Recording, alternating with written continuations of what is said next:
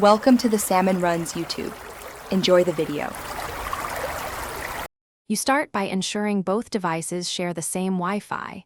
That's essential for discovery. On the Sony TV, enable screen mirroring or the Google Cast option in the network/display settings so the TV will accept incoming streams.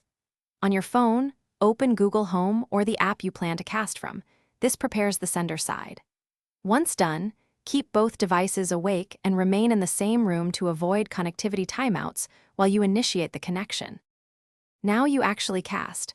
Pull down Quick Settings on Android and tap Cast, or open the Google Home app and choose your Sony TV. On iPhone, use compatible apps with AirPlay-like support if the TV supports it. Otherwise, use the app's built-in Cast button. Select the TV name and wait for the phone to negotiate a stream. This lets the TV decode the incoming video. Make sure to accept any permission prompts on the TV. Without acceptance, the phone won't mirror the screen. Finish by checking the TV input and confirming the cast session is active.